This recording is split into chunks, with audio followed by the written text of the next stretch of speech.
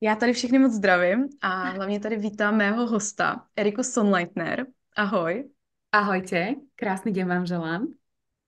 Já jsem si tě vybrala do rozhovoru. Protože máš téma svého podnikání, který mě osobně zajímá a provází životem, což je business mentoring. Ale taky proto, že máme malinko společnou takovou tu cestu. A ty jsi vlastně v loňském roce prošla vyhořením. Mhm, A mě by zajímalo, a myslím si, že by to zajímalo i všechny posluchače, co se vlastně, za prvý, co se děje, jestli bys nám popsala vlastně ten mhm, průběh, co se v tobě mhm. odehrávalo a jakým způsobem tomu vyhoření třeba předejít, případně když už se to stane, tak jak se k tomu postavit. Mhm. Výborne. Ďakujem veľmi pekne za tento priestor a možnosť nahliadnúť viac hlbšie do tejto témy. A napriek tomu, že sa ma aj veľmi osobne dotýka, verím, že vám posuniem práve tie moje osobné skúsenosti práve z tohto obdobia, kedy skutočne som si zažila svoje druhé, veľmi hlboké, 9 mesiacov trvajúce osobné, ale aj biznisové vyhorenie. A ako som sa k tomu dostala? No dostala som sa hlavne k tomu, vďaka tomu, že som prehliadala určité signály, ktoré mi aj moje telo vysielalo, ale napriek tomu, že som mala to svoje zapálenie a vášeň do toho podnikania a ja ako perfekcionalista, určite to poznáte mnohé, tak prehliadala som to aj z toho dôvodu, pretože všetko bolo pripravené v tom podnikaní, všetky kampane, všetko proste bežalo, ale jedna tá najdôležitejšia vec, ktorá mi v tom chýbala alebo ktorá nebežala tak, ako mala, som bola práve ja. Ja, ten hnací motor, ja normálne mám až zimomriavky z toho, ako sa späť vraciam do toho obdobia. A musím povedať jednu veľmi dôležitú vec hneď na úvode, že je veľmi dôležité, aby ste naozaj sledovali akékoľvek drobné výkyvy, signály, ktoré vám vaša mysel, vaša intuícia, vaša duša, vaše vnútro vysiela von. A môžu to byť rôzne signály typu možno únavy, možno ako by som to povedala, zahmleného hlasu alebo možno takej nechuti vysielať pre vašich klientov, vašich zákazníkov, možno ísť na nejaký call s klientom, ktorý mávate pravidelne, alebo pôsobenie na sociálnych sieťach.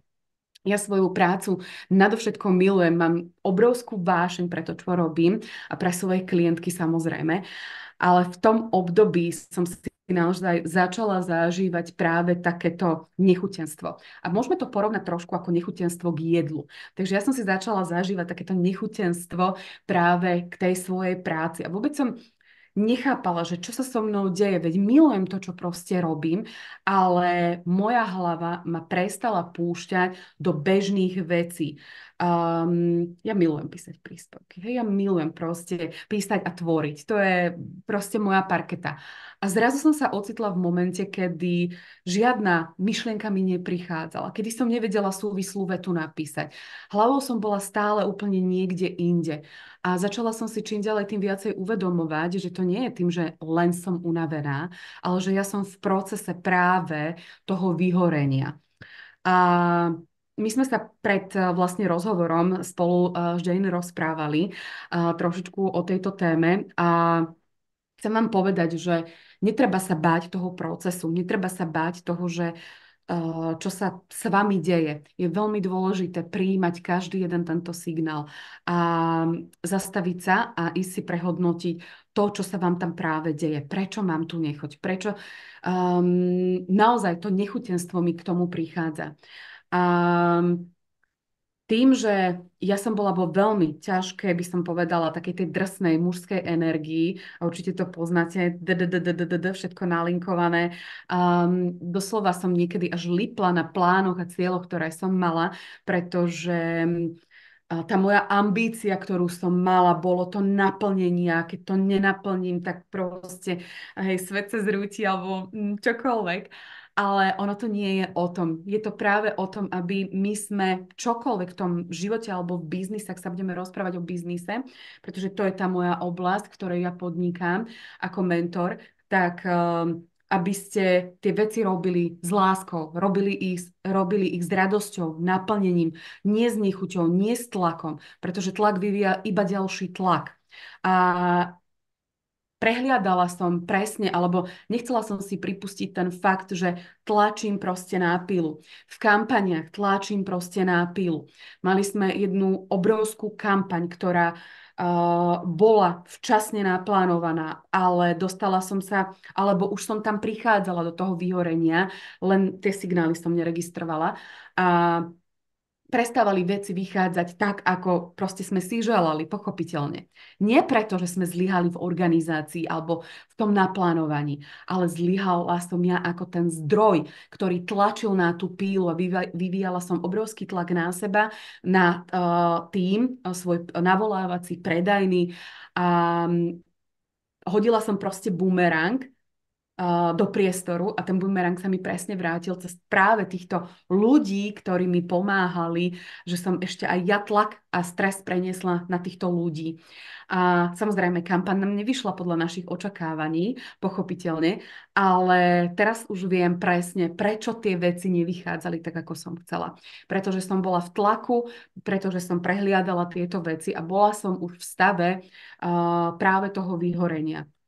Takže mne sa udiali naozaj veľké, veľké, veľké veci a samozrejme, zabolelo to. Samozrejme, boli momenty, kedy som si povedala, že proste končím, že končím. To, čo som vybudovala za 8 rokov, proste, že končím, hej.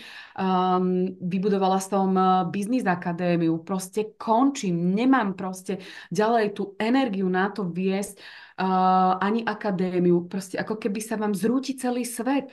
Zrazu to farebné vonku, pozrite sa von oknom, nič nie je farebné, vidíte len čierno-biele, vidíte len takú akúsi machulu a vy sa v tom pekne vymáchate, ako sa povie, keď prádlo, že pláchame.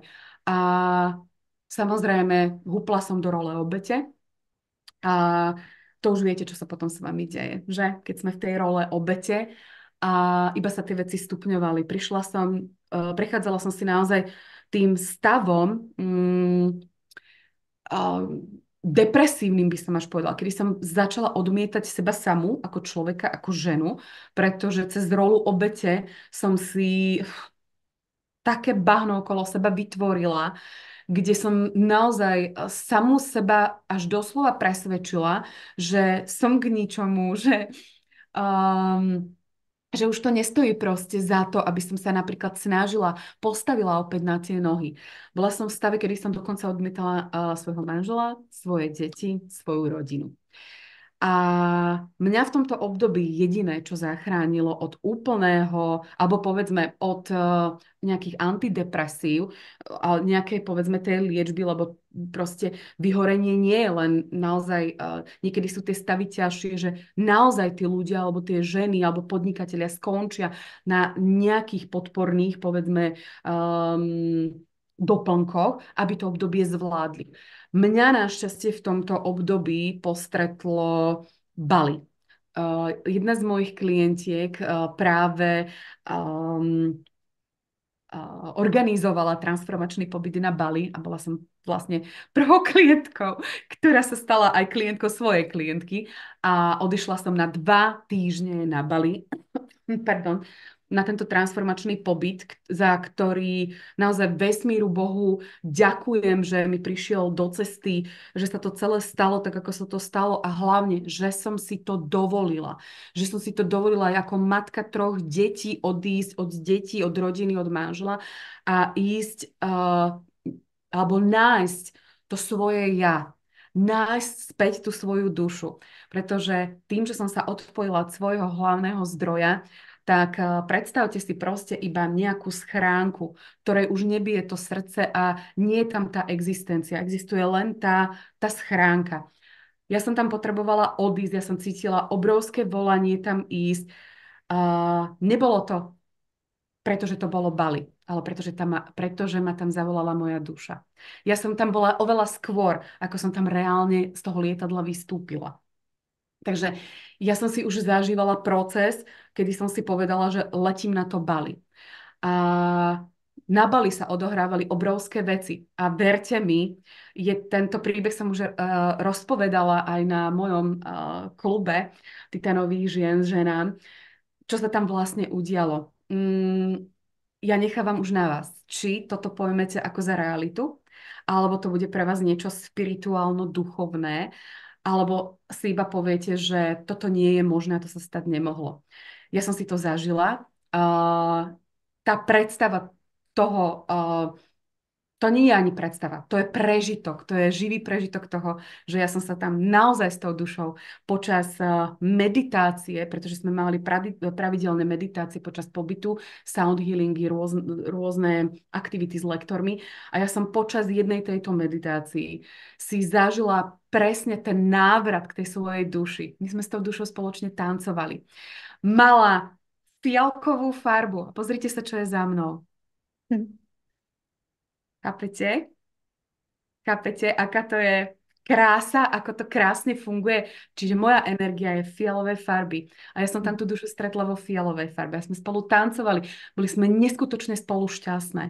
A tam som si povedala, a ja som to presne tak cítila, že ja už nikdy nebudem robiť biznis tak, ako som robila predtým, ako som prišla na Bali. Už nikdy nebudú moje mentoringové programy tak nastavené, ako boli doteraz. Už nebudem žiť taký tvrdý život, aký som si proste ja naplánovala, ale bude úplne inak vyzerať. A to, čo som si tam povedala, ono sa hovorí, že to, čo sa na Bali udeje, na Bali zostáva. Veľa vecí, samozrejme na Bali zostalo, o ktorých tu teraz hovoriť nebudem. Ale súvisí to s tým, akým procesom som si prešla tam a ako ma práve ten proces zachránil od toho úplného vyhorenia. Áno, bola som na kolenách, ale vďaka tomu som sa naspäť postavila pevne na tie nohy a uchopila som svoj život, uchopila som biznis, aj celú tú svoju životnú víziu. Ale viete, čo som urobila? Ja som si to pretransformovala. Ona, tá transformácia sa nedieje iba u vás, vo vašom vnútri. Vo vašej hlave, ale ona sa deje aj vo vašom osobnom živote, v partnerskom živote, ale zároveň sa vám deje aj v tom podnikaní. Takže alebo to transformáciou si prešli aj moje programy, prešlo si tým úplne, že absolútne všetko. Ja som prenastavila svoje hodnoty, určité pravidlá, ktoré som mala ja nastavené ako podnikateľka, teda aby mi celý ten kolos vlastne fungoval a dokázala som ho zmanéžovať celý a ťahať. A najdôležitejšia vec, ktorú vám určite odporúčam, je, aby ste sa nebáli vstúpiť do toho procesu, aby ste sa nebáli na sebe ísť pracovať. Ak potrebujete sa vyplakať, vyplačte sa, keby ste vedeli, koľko ja som sa vyplakala, uvoľnite tú energiu, keby ste vedeli, koľko som na Bali plakala, ale uvoľňujete tie procesy, tú energiu. Vypustite to, čo už je pre vás staré, nefunkčné, to, čo nie je pre vás ľúbivé.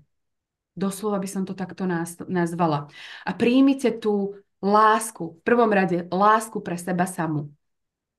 Nezabúdajme, že sme tým najdôležitejším elementom v živote. A ja viem, ak toto budú počúvať nejaké maminky, tak si povedia, ale to sú moje deti. Ja mám 3 deti a milujem ich najviac na celom svete. Ale ja som za svoj život pochopila, že tým najväčším drahokamom, tou najväčšou prioritou som ja sama. Keď ja budem šťastná, naplnená, láskou, vyživená, dokážem vyživovať svoje deti, svojho manžela, svoju rodinu. My sme ten oheň v tej našej rodine, v tom našom živote. A keď budeme horieť, ten plameň, ten krásny, živý, autentický plameň bude v nás horieť, tak bude rozkvitať náš život, bude rozkvitať to naše podnikanie. A nebudete mať takú tú potrebu, že potrebujete sa ísť niekde stále dovyživovať, niekde ako keby podobíjať. Dávaš asi za pravdu, vidím. Prepáč, som taký monológ teraz chytila. Ne, to je dobře, to je super, protože si to vlastně krásně celý popsala. Já jsem tě celou dobu úplně s nadšením poslouchala, protože, a měla jsem celou dobu úplně husí kůži, protože tohle to je přesně ono. To je přesně ono a vlastně třeba v souvislosti s vyhořením se hodně často, nebo nejčastěji se mluví, jak se mu vyhnout.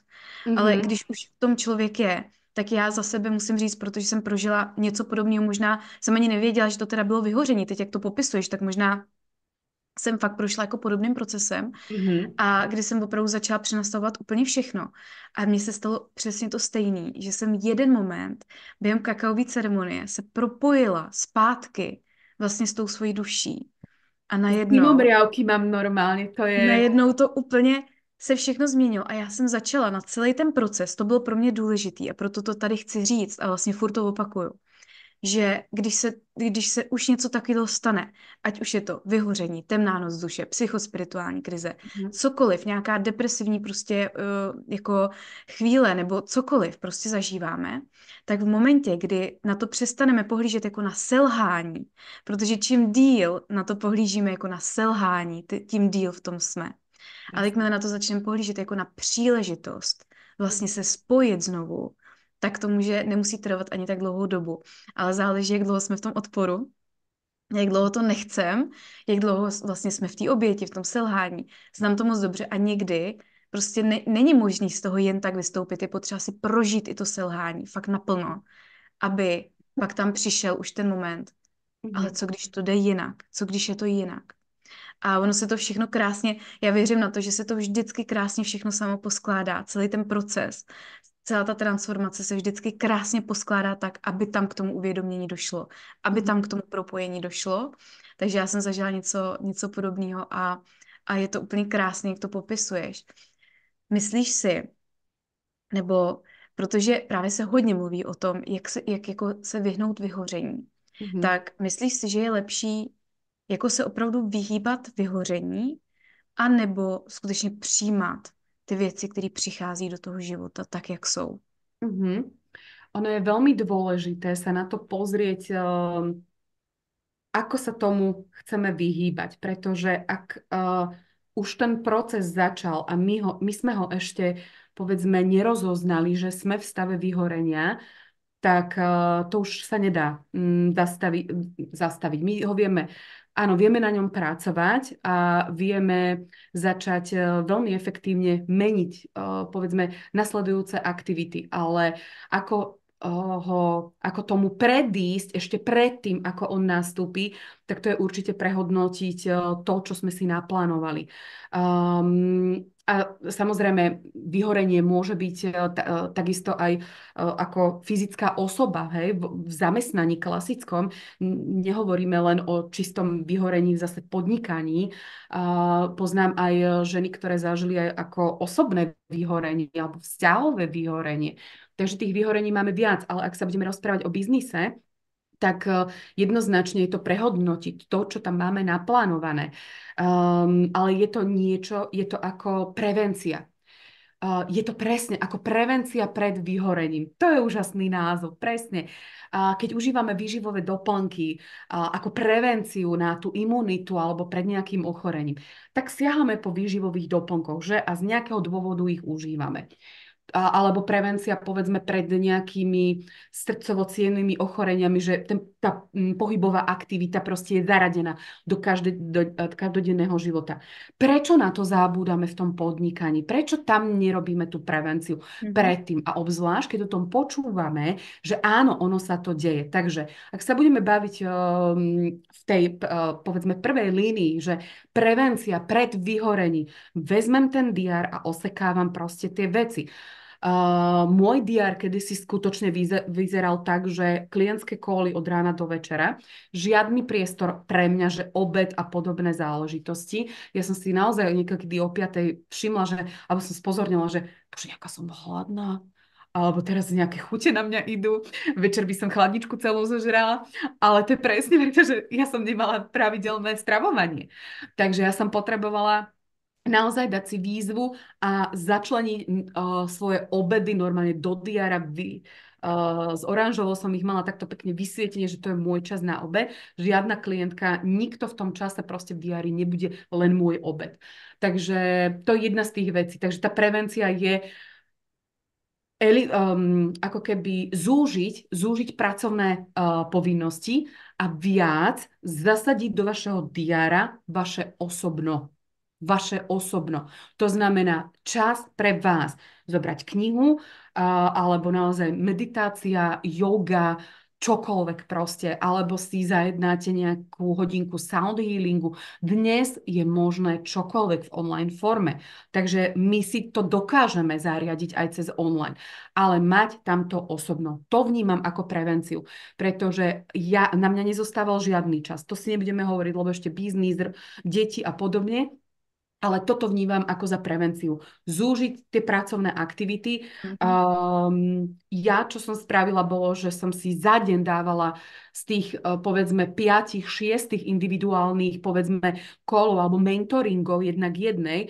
A to už som bola úplne, že niekde si viete predstaviť s hlavou večer KO a dala som si 2 maximálne za deň.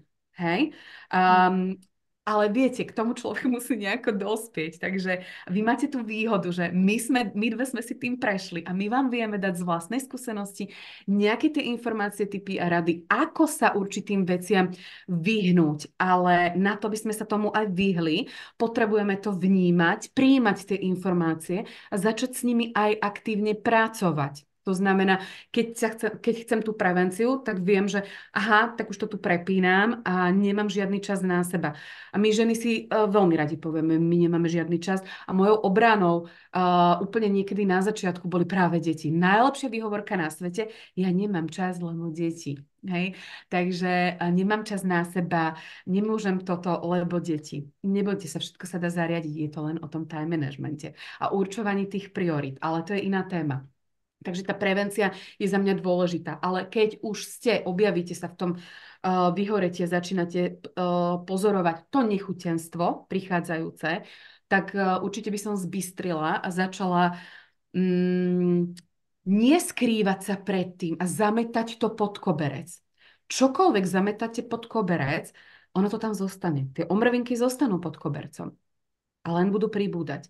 Ale skôr venujte tomu pozornosť. A čo odporúčam určite je siahnuť po nejakých naozaj obľúbených, či už meditáciách, alebo nájsť si nejaké meditácie, aby ste ukludnili tú vašu mysel.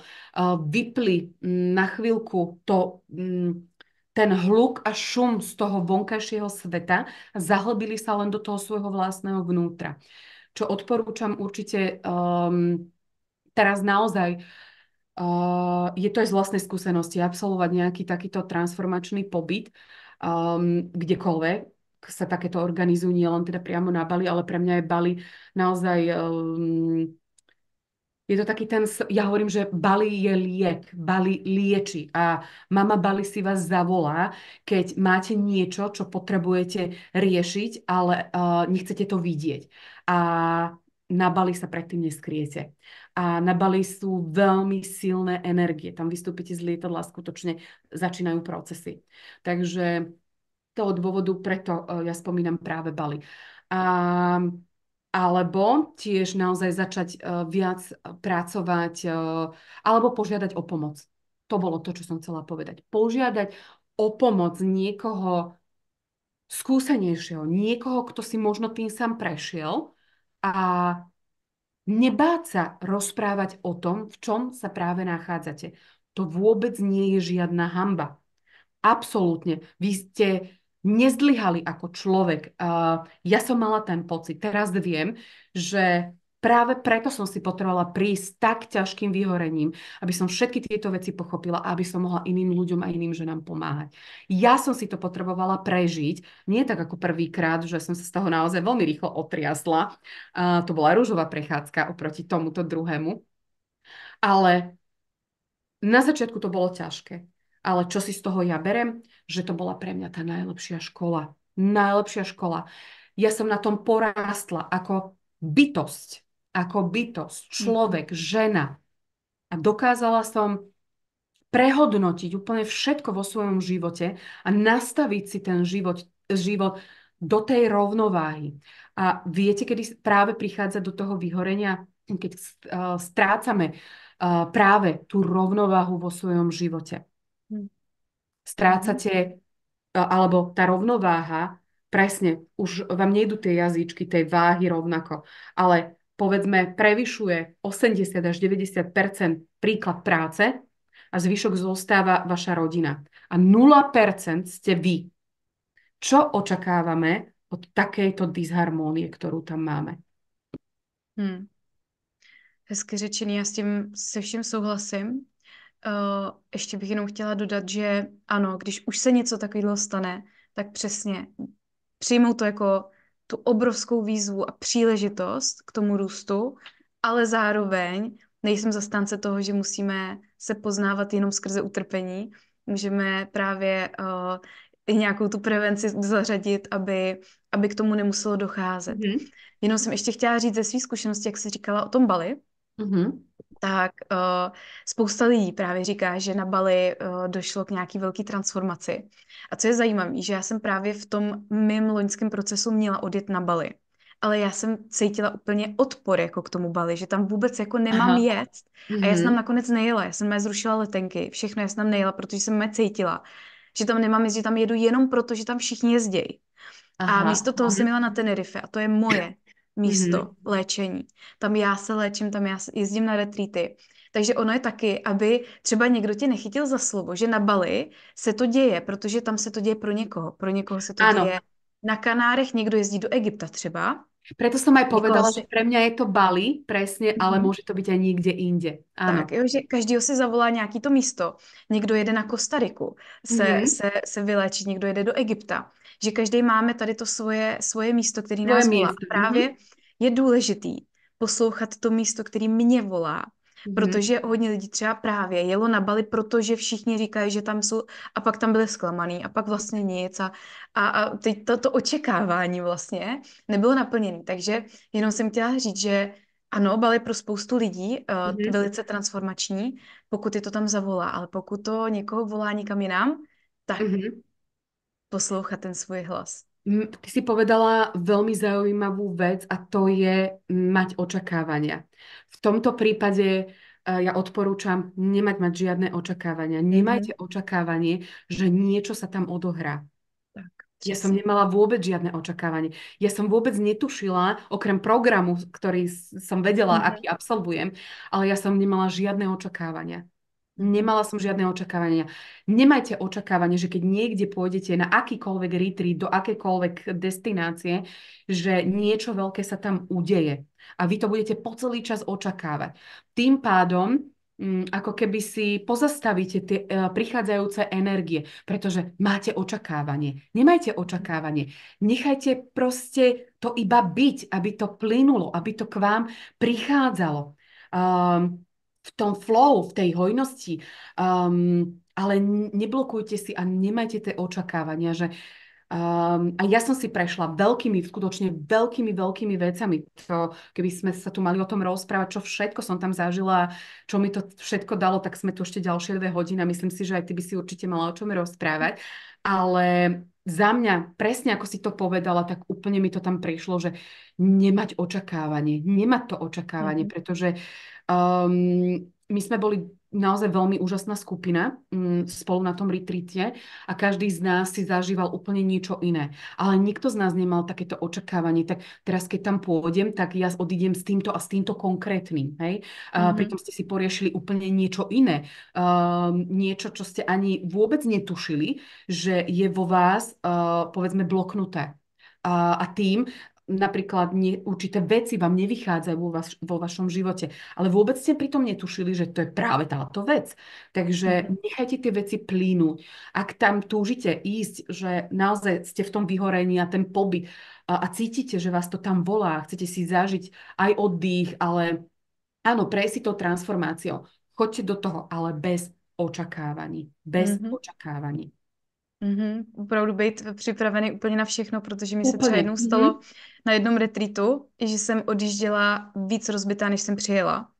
Ale jako v dobrým, jo. Áno, Potom áno, samozřejmě z toho dlouhodobého hlediska jsem za to byla vděčná, protože se mi otevřely nějaké věci, které jsem potřebovala vidět. áno, Ale přes já jsem očekávala, že pojedu tam teď úplně jako v té blaženosti a odjížděla jsem úplně zničená, jo. áno, A vlastně, ale bylo to krásný, protože to započalo nějaký zase proces jako léčení a bylo to vlastně nakonec jako z toho celého, když se podíváš z toho celého jako z té áno. široké perspektivy, tak to vlastně bylo super, takže neočekávat a kamkoliv člověk jede, tak počítat s tím, že se může stát opravdu cokoliv a to je právě na tomto krásný, proto Třeba já už nemám žádný cíle, nemám žádný jako konkrétní ambice, nemanifestuju nic, protože právě tam už je to očekávání a jakmile to je jinak, tak potom přichází ty pocity selhání, přichází nějaký ty strachy a tak dále, Mhm, takže já už nechávám opravdu ten život plynout tak, jak mhm, přichází, ale samozřejmě jsem pořád bdělá, aby tam byla ta prevence, aby když už mhm, vím, že se řítím znova do něčeho, tak abych si řekla, aha, dobrý, zase jsem někde něco neposlechla, zase jsem neposlechla sebe sama, mhm. protože i člověk, který je mistr v poslouchání svojí intuice, tak občas prostě to ignoruje, Áno. protože jsme lidi Mhm, a presne. děláme to, je to naše přirozenost, takže i to je v pořádku, proto říkám, vlastně ten můj směr, kterým teďko já jdu, je, že úplně všechno je v pořádku.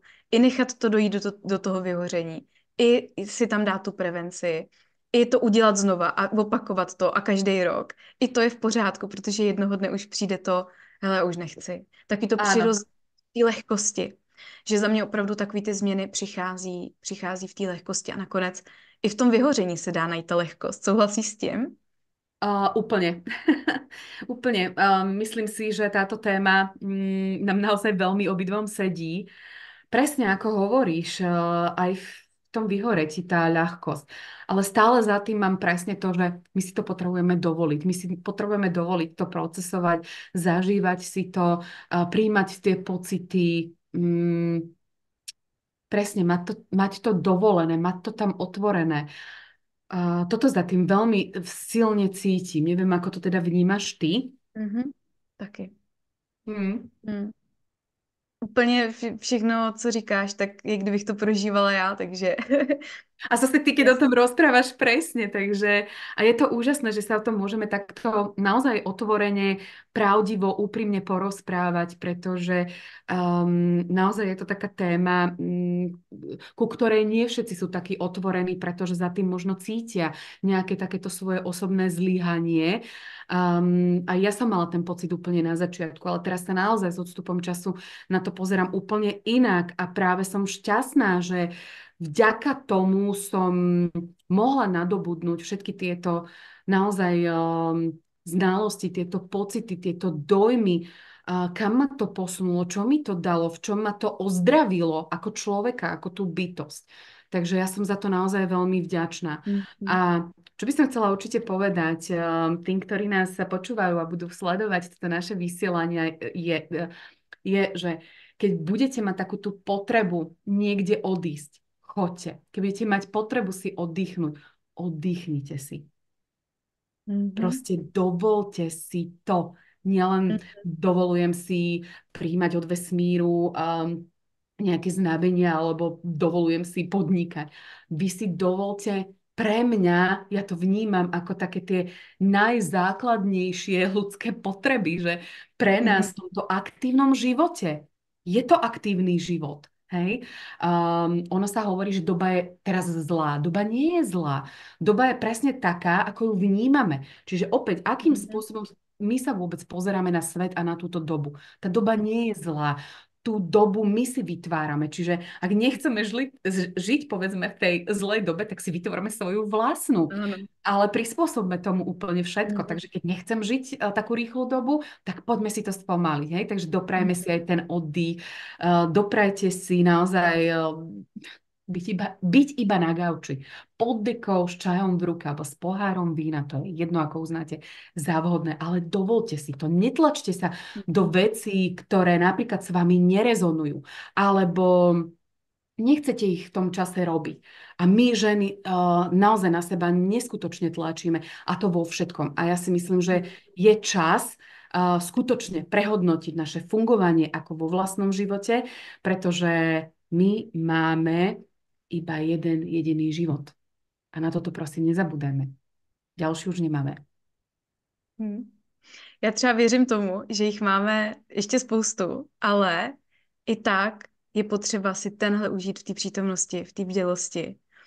A ten dává mi dobrý pocit, to, že jako věřím nebo vím tomu, že jsme nekonečná bytost a těch životů ještě tady prožijem spoustu, ale není to alibi pro to, jako se tady ničit, že jo. I Áno, když presne. pro někoho to taky může být, pro někoho to taky může být, ale Já jsem se chtěla zeptat ještě na jednu věc, právě o čem jsi teď mluvila.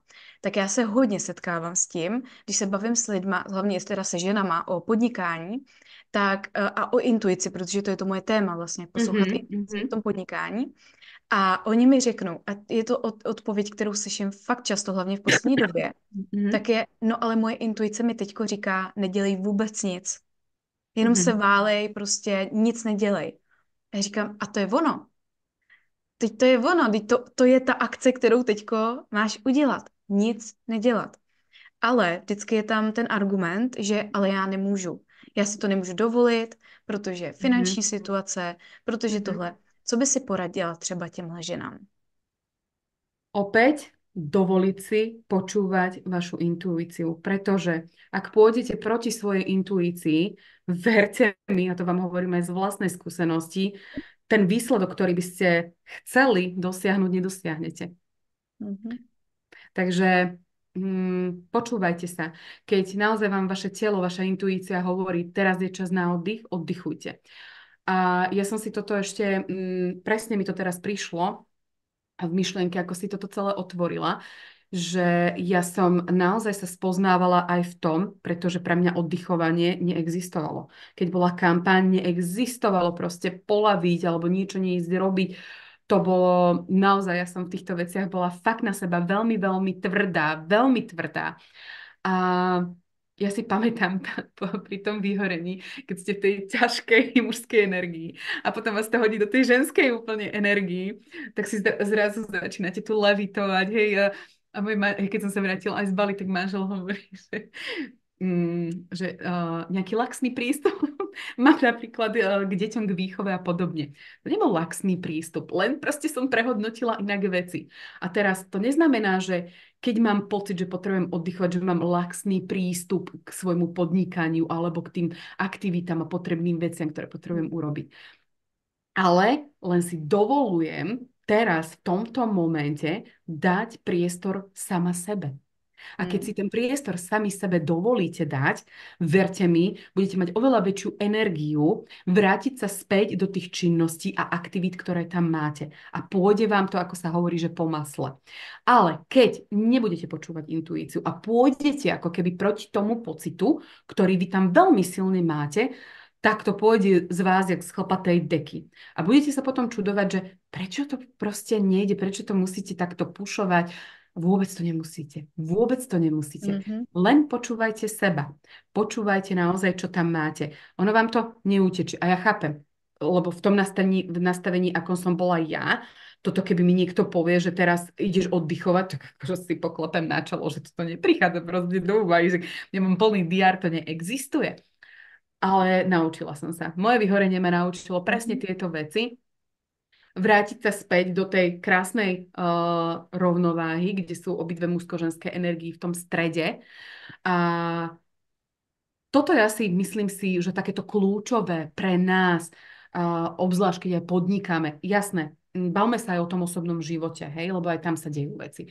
Ale ak sa bavíme o tom, že naozaj to podnikanie, tak nezabúdajte na to, že aj to podnikanie uh, je síce skvelý nástroj na zarábanie peňazí a budovanie si tej svojej krásnej vízii, ktorú každý jeden z nás máme, ale taktiež to nie je niečo, čo nás má zlinčovať, čo nám má odobrať z tej radosti z toho života. Práve naopak. Cez to podnikanie my si vieme ako keby splniť tie naše sny a začať si užívať proste ten život. Podnikanie má byť radosťou, nie prežívaním. Máte ho robiť s vášňou a s náplnením. Ale ak niečo robíte naozaj s nechuťou a hlavne s tým takým tým push efektom, že musím a musím, nie, nemusíte. Musím si vyráte zo svojho slovníka a prestaňte ho používať, pretože musím vás oslabuje v tej energii. Mhm. Je to Souhlas. tlak. Takže Mhm. vrátime sa naspäť, ako si povedala, ak, ak počujete, že vaša intuícia vás volá k oddychu, tak ju počúvajte. Ona vie veľmi Mhm. dobre, prečo vám toto radí. Ona je veľmi Přesně. dobrý pomocník. Já bych řekla, že tyhle ty slovíčka musím nebo nesmím, nemůžu, to jsou vlastně ty slova, které nám berou tu sílu. Presne. Protože pokud já řeknu, že musím, nebo že nemůžu, tak tím říkám, nemám jinou volbu. Nemám volbu. Jsem jako bezmocná vlastně. Nemám tu sílu. Takže a je to krásný, kdykoliv, není to jako, teď nesmím říkat tyhle ty slova už nikdy, ale kdykoliv přijde tohle slovo, tak si jenom uvědomím, aha, já jenom mám pocit, že nemám volbu. Tak jakou mám reálně volbu? Protože mě se tohoto dělo hlavně na začátku, když jsem odešla ze zaměstnání do podnikání, protože jsem byla v takovémto mindsetu, nesmíš, musíš, nesmíš, musíš. A já jsem se začala dovolovat vlastně přesně vždycky na týden odjet někam sama k moři. A já jsem tam byla schopná za ten týden vytvořit celý program, celý svoje produktové portfolio, celou svoji vizi. A pak jsem přijela domů a během 2 dnů jsem prostě připravila program a vlastně bylo to hotový. Kdybych si to nedovolila, neodjela, tak bych se v tom možná další měsíc trápila. Takže ano, pokud někdo má, ta intuice říká, teď potřebuji odpočívat, teď potřebuji fakt koukat na Netflix a jíst mraženou pizzu, tak to udělejte, protože tím, že si to dovolíte, tak se vám otevřou dveře zase někomu úplně jinam. Ty si opäť mi nahrala a ja som si kedysi nevedela napríklad predstaviť, a možno to máte aj mnohé z vás, mať povedzme viac týždňové voľno, hej, po sebe idúce. Kedysi som napríklad letné mesiace, alebo teda leto prázdniny s deťmi trávila tak, že aj keď sme odcestovali, ja som počas tej dovolenky naozaj aktívne pracovala, pretože klientky, hej, nejaké zásady moje a pravidlá, nastavenie proste, hej. A druhým rokom, áno, minulý rok to bolo druhý rok, kedy som si naozaj dopriala 2 mesiace voľna a na mesiac sme vlastne odišli do Chorvátska a ja som si dovolila nepracovať. Dovolila som si nepracovať, proste skutočne. Jediné, čo som mala, bolo jedno live vysielanie, kde som pozdravila ženy na klube. A tým, že sme mali taký harmonogram a vyšiel rad na mňa, hovorím, aspoň ženy pozdravím. A to bola jediná vec, ktorú som ako pracovnú urobila. Hej, jedna jediná za celý ten čas. A za ten čas, kedy som naozaj nepracovala, presne ako si ty povedala, veľmi veľa vecí mi prichádzalo, nápadov. Ja som nestihala si zapisovať všetky tie proste myšlienky, jak mi to tam išlo. A viete, prečo sa to deje? A to je to. Prečo mi intuícia hovorí, že oddychuj, nepracuj, choď pod tú deku, lebo ona vám chce niečo priniesť, tam to čaká za tými dverami. A vy keď si to dovolíte, uvoľníte sa, tak zrazu to tam príde a je to tu. A vy ste na ten moment možno čakali rok, 2 a len tým, že vypočujete tú intuíciu a idete a urobíte to, čo chce, alebo k čomu ona, chudinka, vás tam vedie, tak vtedy sa vám to tam... Ona je veľmi trpezlivá, no presne. Ona počúva, ale už keď ju nahneváte, tak už potom vám ona takisto dá poríti a trošku iným spôsobom, ale veľké veci sa tam dejú a otvára sa vám kreativita. Hej? A tým, že keď idete cez ten push, neustály tlak a nedovolujete si oddychnúť, vypnúť a počúvať tú intuíciu, tak vy blokujete svoju vlastnú kreativitu. A to vo všetkých týchto smeroch, vo všetkých aj tých oblastiach si vezmite. A takisto si vezmite, že blokujete aj hojnosť, ktorá k vám prichádza. Hej? Čiže keď chcem mať hojnosť vo svojom živote, tak ja si potrebujem dovoliť určité veci prijímať a oslobodzovať sa takisto napríklad od určitých povinností, zásad a pravidiel. Toto bola pre mňa jedna z víziev. Oslobodiť sa od naozaj striktných pravidiel a zásad, ktoré som ako podnikateľ mala. A toto bola pre mňa výzva. Takže to ma ešte napadlo v spojitosti, ako si povedala, tú dovolenku, pretože si presne pamätám, ten prvý mesiac bolo pre mňa, že všetko so mňou šilo. Všetko. Ježiš, ja som si... Telefón odložený, to sme si iba na fotenie, že keď sme šli na výlet, ale že nepracujem, neodpisujem proste, to bola pre mňa tiež výzva. Už druhýkrát to bolo veľa lepšie, pretože už som vedela, že čo ma čaká. Ale takisto je to niečo, čo potrebujete prijať a dovoliť si. Ono je o vás postarané. Vy sa nepotrebujete báť, že bez vás biznis neprežije. Mám výhodu v tom, že ja som si vybudovala svoj tým, čiže mám oddelegované veci, hej? Ale vždy sa dá všetko zariadiť. A verte mi, vaši klienti aj zákazníci pochopia, že si potrebujete oddychnúť alebo že idete na týždeň, na dva, na tri proste niekde mimo. Oni to dokážu pochopiť. Ale zase, častokrát je to v tej našej hlave. Čo si oni pomyslia, že? Mhm. A hlavně máme dneska k dispozici spoustu automatizace. Presne tak. Takže tu máme právě proto, aby jsme si uvolnili ty ruce, ne proto, aby nás zahlcovala, protože spousta žen třeba bere, když učím nějaký automatický systém, že to je jako něco, co je zahlcuje. Ne, to je něco, co nám naopak ty ruce rozvazuje, aby právě jsme mohli se pohybovat víc svobodněji. Presne, presne. Nádherné. Teším sa. Protože už si povídáme hodinku. Ani sa mi veriť Uh, nechce. strašně to uteklo, úplně teď tady bimbaly zvony, takže jsem zjistila, že je 12. Každopádně já ti fakt moc děkuju za rozhovor. Myslím si, že bude mít ještě pokračování, protože jsme se nedostali k některým tématům, ke kterým bych se chtěla dostat. A to je právě ta autenticita v podnikání. Takže bych to viděla možná na nějaký druhý díl, uvidíme. Určite. Každopádně tím moc děkuji za tohleto osobní sdílení. Věřím, že to spoustě, že nám pomůže. Ja budem určite veľmi rada a ďakujem, Janka, aj za toto pozvanie a že sme mohli zdieľať aj naše osobné skúsenosti, naše poznatky z našeho naozaj osobného života a som vďačná za prinášanie týchto tém a ja to pokladám za také ozdravenie spoločnosti a komunít tým, že zdieľame to, čím sme si my sami prešli a presne ako si povedala, že je to v tej autentickosti. Čiže cez tú našu autentickosť, tým, že to zdieľame pravdivo, prichádza aj to liečenie naše. Přesně tak. Krásně, krásná tečka na závěr. Moc ti děkuju. Ďakujem krásne aj ja. Majte sa pekne. Mějte se hezky.